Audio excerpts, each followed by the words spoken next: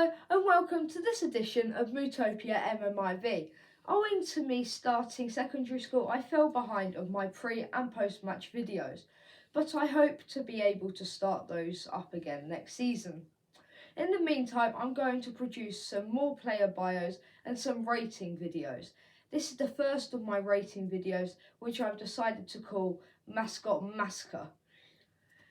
In these videos, we'll be rating League 2 mascots out of 5. The ratings are based on things like connection to club, clever names, and how terrifying they are to their target audience. So let's get on with the show.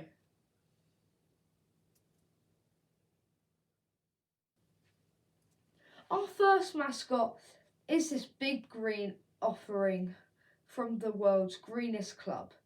If you ignore the Jags and Range Rovers in the car park on match day, Forest Green Rovers, he obviously scores points for being green.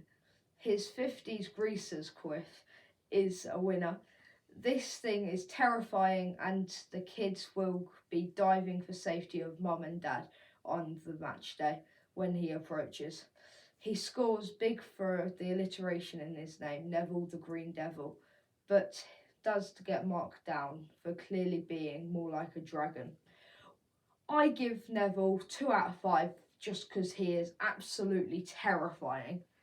And I have no idea why he would be adopted as a mascot.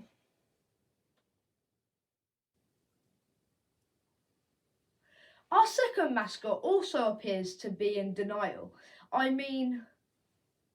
This is clearly a green moose, not a dragon. Clarence the Dragon is Northampton Town's mascot and sadly will also get marked down for being called Clarence, which I can find no reason for other than the lack of imagination at Sixfields. He does score big points for kid friendliness, though if he identifies as a dragon, obviously they have a dragon thing on their badge. Clarence gets a 3 out of 5.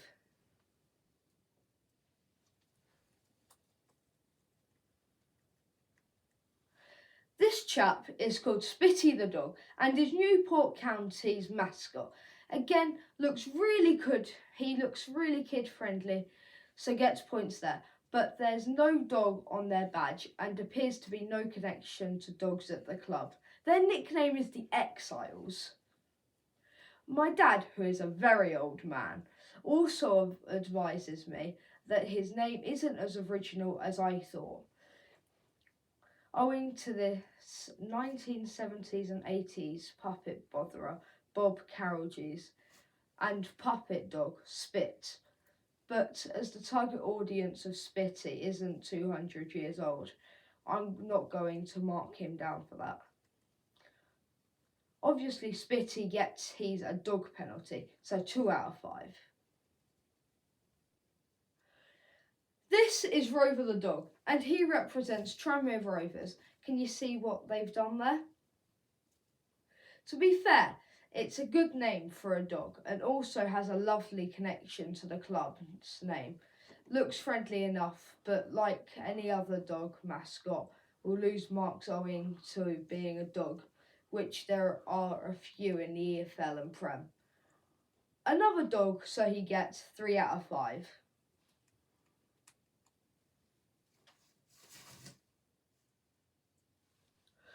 This is the first of a few mascot partnerships, but for the purpose of these ratings, I will only be scoring the one I consider to be the main character, which in most cases will be the larger one.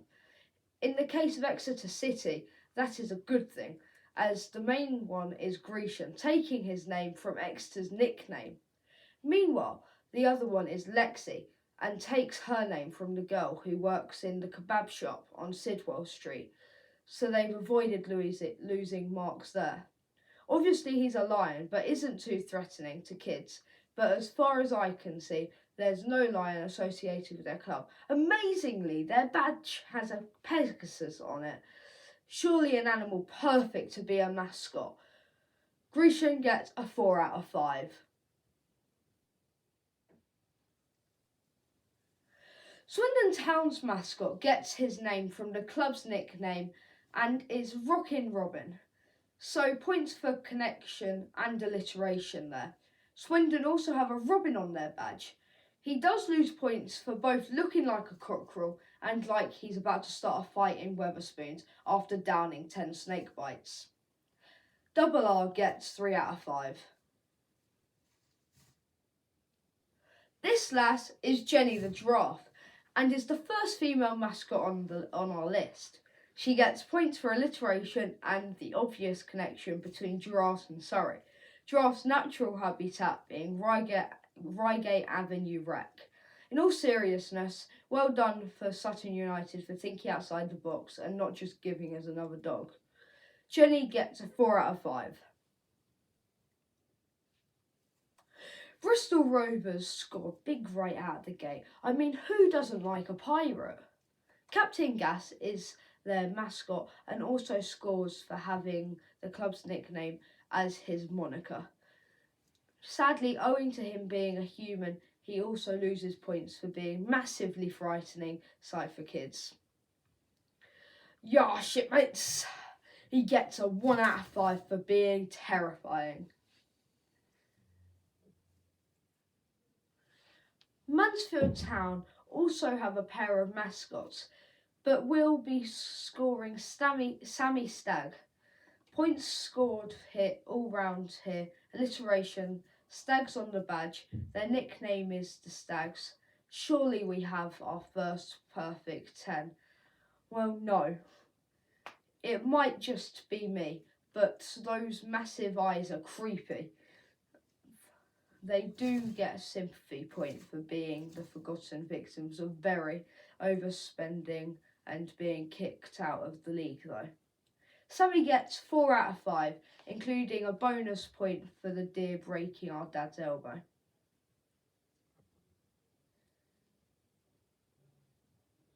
Ladies and gentlemen, I present Boomer the dog, or Bummer the dog, as my brother misread at Vale Park a few seasons ago. He represents Port Vale in the mother town of the potteries, Burslem. He's a very friendly looking chap, but is another dog. Can't see any connections to the club or the name Boomer, but I'm sure someone will tell me it was the name Tom Pope gave his left toe or something. Boomer gets 3 out of 5, including his bonus point for being the first mascot I wasn't frightened of. Salford City have 3 mascots, but only 2 I can find the names of. Billy and Babs. We'll be marking Billy. He's a lion and gets points for the lion being on the badge. But once again, I can find no reason for him being called Billy. Perhaps Gary Neville should have spent more time thinking up names than tweeting train companies about wooden cutlery in first class during a global pandemic. We give Billy a 2.5, as Billy is a really naff name for a lion. This is probably the most famous mascot in English football. For those who don't know, his name is Hangus the monkey and represents Hartlepool United. His name comes from a story about the people of Hartlepool executing a monkey after one washed up on the beach during the Napoleonic Wars. Allegedly, the event happened as all the locals knew of the French was that they were hairy and didn't speak English. I'm assuming Geordies stay well clear of Hartlepool. Got to give Hangus 5. Everyone loves Hangus.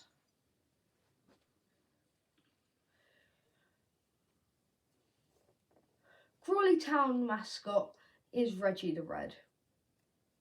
A devil, scores for being on the badge and the club's nickname. Kid friendliness is now good after a redesign from the stuff of many Sussex children's nightmares a few seasons ago.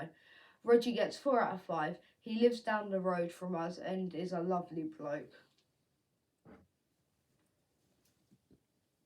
This fantastic specimen is Harry Gator and scores massive points for the play on the team's name, Harrogate Town, and also scores for being original as he's the only Gator in the EFL.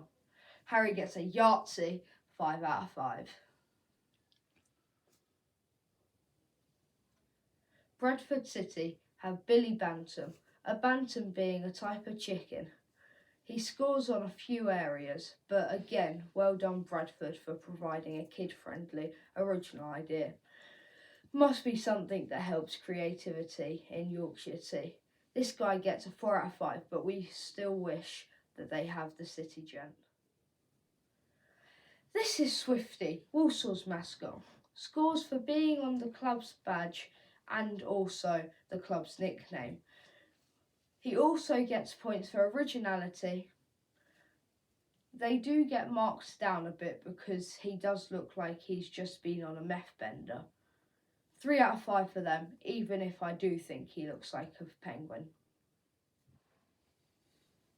Carlisle have Olga the Fox, who bizarrely carries out a stuffed fox before the kick-off. I'm struggling to give this any points other than historical relevance, that being Carlisle used to have a fox on their badge. I'm guessing Olga used to be the club's tea lady, or maybe Olga was involved in one-armed Barry's people smuggling operation managed out of the big table in the Griffin pub. 2 out of 5 because a fox is as good as a dog.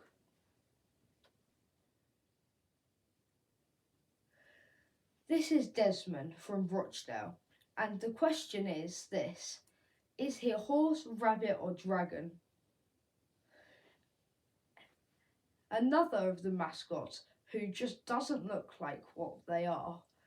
He is a dragon. Really? Actually, I think there is an unwritten law in the EFL where if it's green you can call it a dragon, even if it's clearly a rabbit. He does score some points for his name though, although I think he is a very kid-friendly person. Des gets marked down for clearly being a rabbit, 2 out of 5.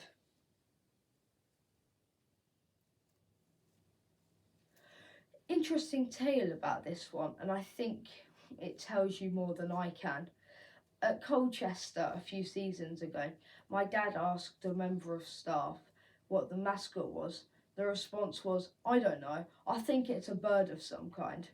Obviously, looking at their badge, it soon dawned that this effort is supposed to be an eagle. Looking like an offcast of Hangus costume, this is Eddie the Eagle. I have no more words. Eddie gets a 3 out of 5. This is Theo and Cleo. They are wyverns, as pictured on the Leyton Orient badge. Obviously, I'm only scoring Theo. He's relevant to the club through the badge, looks friendly and actually looks like a wyvern. Points for a few categories for Leyton Orient. Theo gets 4 out of 5, definitely one of the better mascots.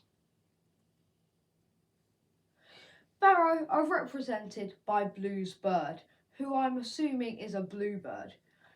If not, they lose points for a generic bird. At least Colchester knew their monkey was an eagle.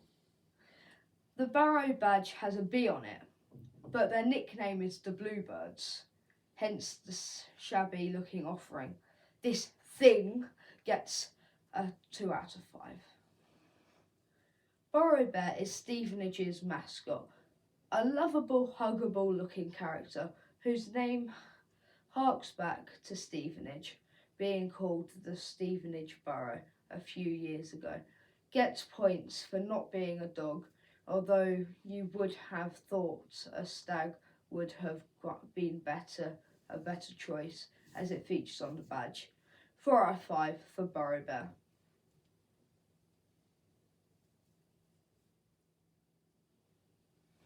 This is Chaddy the Owl, and I'm really pleased that he's no longer the night terror inducing version he once was.